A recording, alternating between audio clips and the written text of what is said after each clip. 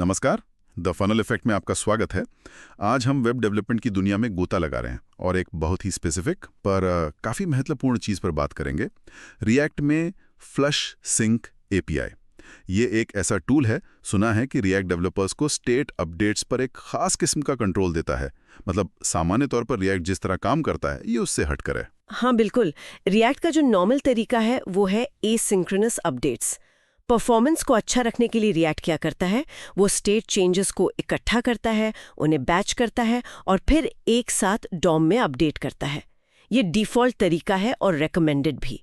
Flush sink इस flow को, इस पूरी प्रक्रिया को बदल देता है। ये अपडेट्स को तुरंत सिंक्रोनसली लागू करवाता है। अच्छा, तो आज का हमारा मिशन यही है कि इसे ठीक से समझें। फ्लश सिंक असल में करता क्या है, कब यूज़ करना चाहिए और शायद सबसे ज़रूरी कब इससे बिल्कुल दूर रहना चाहिए। क्योंकि रिएक्ट की ऑफिशियल डॉक्यूमेंटेशन भी बार बार चेतावनी देती है कि ये रोज़मर्रा के इस्तेमाल की चीज़ नहीं है, परफॉर्मेंस को नुकसान पहुंचा सकती है। तो चलिए इसे खोल कर देखते हैं। तो एकदम बेसिक्स से शुरू करते हैं। फ्लश सिंक का कोर फंक्शन क्या है?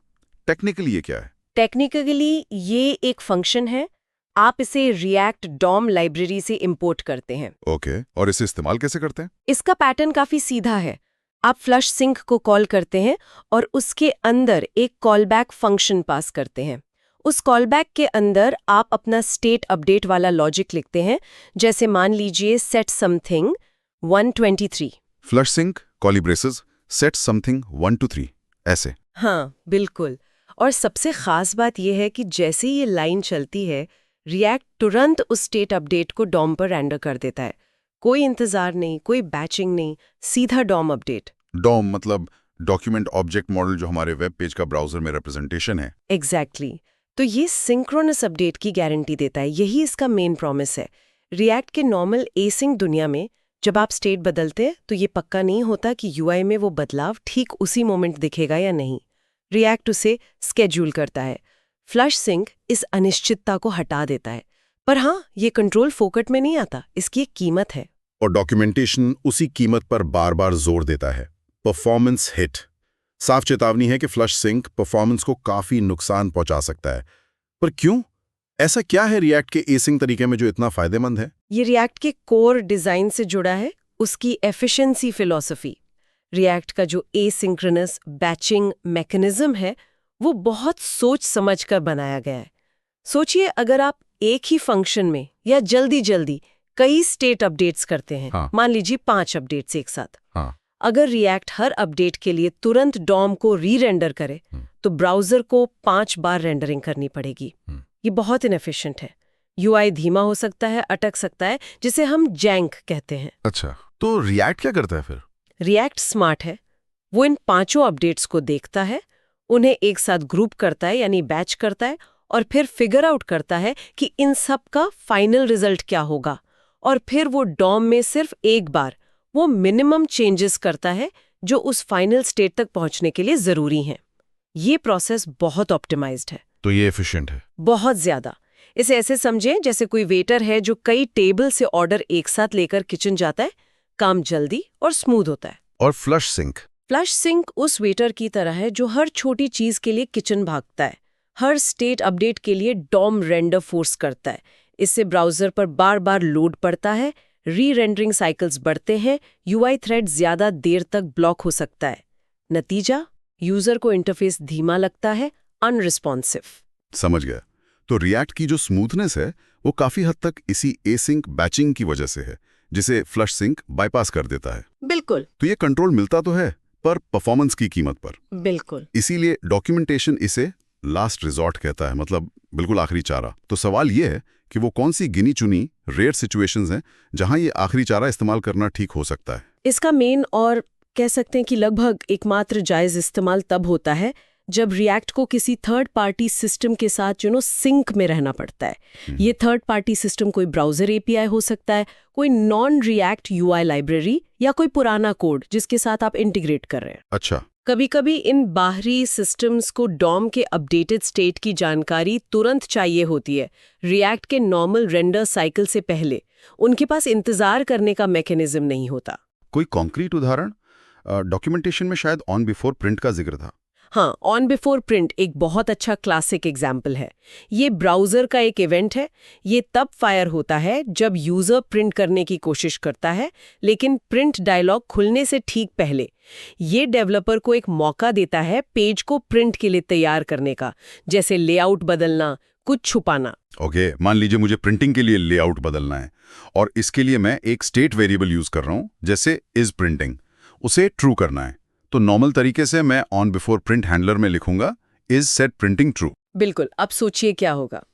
आपने इस प्रिंटिंग ट्रू कॉल किया, रिएक्ट कहेगा ओके, स्टेट अपडेट करना है, क्यू में डालो। पर क्योंकि ये एसिंक है, रिएक्ट इसे तुरंत डॉम पर लागू नहीं करेगा, वो इसे शेड्यूल कर देगा। उधर ब्राउज़र इंतजार नहीं करेगा।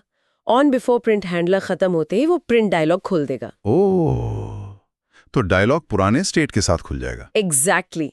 प्रिंट डायलॉग उस डॉम स्नैपशॉट के साथ खुलेगा जिसमें इस प्रिंटिंग अभी भी फॉल्स है। प्रिंट प्रीव्यू गलत दिखेगा। समझ गया। तो यहाँ पर फ्लश सिंक काम आता है। हम स्टेट अपडेट को फ्लश सिंक में रैप कर देंगे। एकदम सही। आप ऑन बिफोर प्रिंट हैंडलर में लिखेंगे flush sync bracket set as printing true. जैसे ही ये लाइन चलेगी, रिएक्ट मजबूर हो जाएगा सेट एज प्रिंटिंग ट्रू वाले अपडेट को उसी समय सिंक्रोनसली डॉम पर लागू करने के लिए। बैचिंग स्किप हो जाएगी। अब जब ब्राउज़र प्रिंट डायलॉग खोलेगा तो उसे डॉम का वो वर्जन मिलेगा जिसमें इस प्रिंटिंग ट्रू हो चुका है। प्रिंट प्रीव्यू सही दिखेगा। तो ये उन खास सिचुएशंस के लिए है जहां रिएक्ट के अंदर की एसिंक टाइमिंग और बाहर की दुनिया की इमीडिएट सिंक जरूरत के बीच एक ब्रिज बनाना पड़ता है। बिल्कुल। ऐसी सिचुएशंस जहां बाहरी सिस्टम रिएक्ट के रेंडर साइकिल का इंतजार नहीं कर सकता और उसे डॉम का बिल्कुल लेटेस्ट स्टेट चाहिए, वहां ये कंट्रोल जरूरी हो जाता है, परफॉर्मेंस कॉस्ट के बावजूद। परफॉर्मेंस के अलावा डॉक्यूमेंटेशन में कुछ और कैविएट्स मतलब चेतावनियों का भी जिक्र है, वो भी जानना जरूरी है। हाँ, कुछ और चीजें हैं जिनका ध्यान रखना होता है। पहला, flush sync pending suspense boundaries को उनका फॉलबैक यूआई दिखाने पर मजबूर कर सकता है, जैसे लोडिंग स्पिनर। अच्छा, मतलब बेवजह लोडिंग दिख सकता है। हाँ, हो सकता है डेटा बस आने ही वाला हो, पर फ्लश सिंक के कारण यूजर को लोडिंग स्टेट दिख जाए। दूसरा, ये pending effects use layout effect को भी तुरंत रन कर सकता है, और अगर उन इफेक्ट्स के अंदर भी स्टेट अपडेट है तो फ्लश सिंक उन्हें भी सिंक्रोनसली फ्लश कर सकता है। कैस्केडिंग अपडेट्स हो सकते हैं। ओह, ये तो ट्रिकी लग रहा है। हाँ, और तीसरा, ये थोड़ा सटल है। फ्लश सिंक कभी-कभी कॉलबैक के बाहर के पेंडिंग अपडेट्स को भी फ्लश कर सकता है। मतलब अगर रिएक्ट के पास पहले से कुछ अपडेट्स क्यू में थे और आपने फ्लश सिंक कॉल किया, तो हो सकता है रिएक्ट उन पुराने अपडेट्स को भी आपके कॉलबैक वाले अपडेट के साथ ही फ्लश कर दे, ताकि कंसिस्टेंसी बनी रहे। बाप रे। तो अगर इन सब चेतावनियों को देखें तो इसका मतलब है कि फ्लश सिंक का असर सिर्फ उस कॉलबैक फंक्शन तक ही नहीं रहता, ये रिएक्ट के पूरे रेंडरिंग पाइपलाइन में हलचल पैदा कर सकता है। बिल्कुल, ये अनएक्सपेक्टेड साइड इफेक्ट्स ला सकता है। यूआई कुछ पलों के लिए इनकंसिस्टेंट दिख सकता है, लोडिंग स्टेट्स बेवजह आ सकते हैं। ये रिएक्ट के डिक्लेरेटिव मॉडल की प्रिडिक्टेबिलिटी को थोड़ा कम करता है। हम उम्मीद करते हैं कि स्टेट बदला तो यूआई एक प्रिडिक्टेबल तरीके से अपडेट होगा। फ्लश सिंक इसमें एक अनिश्चितता का एलिमेंट डाल देता है, इसलिए इसे इस्तेमाल करते समय बहुत सावधान रहना होता है। चलिए अब एक और आम प्रॉब्लम पर आते हैं जो डेवलपर्स को फ्लश सिंक यूज करते समय आ सकती है। एक स्पेसिफिक एरर मैसेज कंसोल में दिखता है, flush sync was called from inside a life cycle method, या ऐसा ही कुछ। ये कब आता है और इसका मतलब क्या है?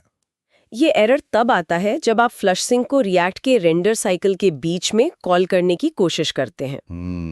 जैसे जब रिएक्ट किसी कंपोनेंट फंक्शन को एग्जीक्यूट कर रहा है, रेंडर फेज या यूज इफेक्ट या यूज लेआउट इफेक्ट का कोड चल रहा है, या क्लास कंपोनेंट्स के लाइफ साइकिल मेथड्स जैसे रेंडर, कंपोनेंटेड अपडेट वगैरह चल रहे हैं, उस दौरान फ्लश सिंक कॉल करना मना है। अच्छा, मना है, पर क्यों? रिएक्ट से रोकता क्यों है? लॉजिक है, कंसिस्टेंसी और प्रिडिक्टेबिलिटी बनाए रखना। जब रिएक्ट रेंडर कर रहा है तो वो स्टेट के एक स्नैपशॉट के आधार पर यूआई बना रहा होता है। अगर उसी प्रोसेस के बीच में आप फ्लश सिंक से एक और सिंक्रोनस डॉम अपडेट फोर्स करेंगे तो ये रिएक्ट के इंटरनल स्टेट को गड़बड़ कर सकता है, जैसे चलती गाड़ी का इंजन ठीक करना। हाँ, गड़बड़ हो सकती है। बिल्कुल, नतीजा अनप्रिडिक्टेबल हो सकता है। तो रिएक्ट इस स्थिति से बचने के लिए फ्लश सिंक कॉल को उस समय इग्नोर कर देता है। It becomes a no op और कंसोल में वार्निंग दिखाता है ताकि डेवलपर को पता चले। ठीक है। तो अगर किसी को ये एरर दिख रहा है तो उसे फिक्स करने का सही तरीका क्या है? सबसे सही और रेकमेंडेड तरीका है फ्लश सिंक कॉल को रेंडर साइकिल से बाहर निकालना। आमतौर पर इसे किसी इवेंट हैंडलर में मूव करना सबसे अच्छा होता है, जैसे on click handler, on submit handler या कोई custom event listener. Event handlers में क्यों? क्योंकि इवेंट हैंडलर्स यूजर इंटरैक्शन के रिस्पॉन्स में चलते हैं, जैसे क्लिक या सबमिट, और ये रिएक्ट के रेंडर फेज के बाहर एग्जीक्यूट होते हैं। इसलिए इवेंट हैंडलर्स के अंदर फ्लश सिंक कॉल करना सेफ माना जाता है और ये एरर नहीं आता। लेकिन मान लीजिए कोई कॉम्प्लेक्स सिनेरियो है और फ्लश सिंक को इवेंट हैंडलर में ले जाना मुश्किल है, या लॉजिक ही ऐसा है कि वो किसी इफेक्ट या रेंडर के कॉन्टेक्स्ट में बनता है, तो क्या कोई दूसरा रास्ता है, भले ही आइडियल ना हो? हाँ, एक कह सकते हैं आखिरी रास्ता है, जिसे डॉक्यूमेंटेशन खुद एस्केप हैच कहता है और साथ में ये भी चेतावनी देता है कि ये परफॉर्मेंस के लिए और भी बुरा हो सकता है। वो रास्ता है क्यू माइक्रोटास्क का इस्तेमाल करना। क्यू माइक्रोटास्क, ये क्या चीज है? ये कैसे मदद करती है? आप अपने फ्लश सिंक कॉल को क्यू माइक्रोटास्क के कॉलबैक फंक्शन के अंदर रैप कर देते हैं। जैसे अगर यूज इफेक्ट में करना चाहें जो मना है, तो आप लिखेंगे use effect curly bracket open function queue microtask function flush sync function set something value. अच्छा, ये करता क्या है? ये इस फ्लश सिंक को तुरंत एग्जीक्यूट नहीं होने देता, ये उसे ब्राउजर की माइक्रोटास्क क्यू में स्केड्यूल कर देता है। माइक्रोटास्क छोटे काम होते हैं जो करंट जावास्क्रिप्ट एग्जीक्यूशन स्टैक खाली होने के ठीक बाद चलते हैं, लेकिन ब्राउजर के अगले पेंटिंग साइकिल से पहले। तो रिएक्ट अपना करंट रेंडर साइकिल पूरा कर लेता है, उसके बाद माइक्रोटास्क क्यू प्रोसेस होती है और तब आपका फ्लश सिंक सिंक्रोनसली चलता है। ओह, तो टेक्निकली एरर नहीं आएगा क्योंकि वो रेंडर साइकिल के बाद चल रहा है। हाँ, टेक्निकली एरर आना बंद हो जाता है। सुनने में तो ये एक क्लेवर ट्रिक लगती है। ट्रिक है पर खतरनाक।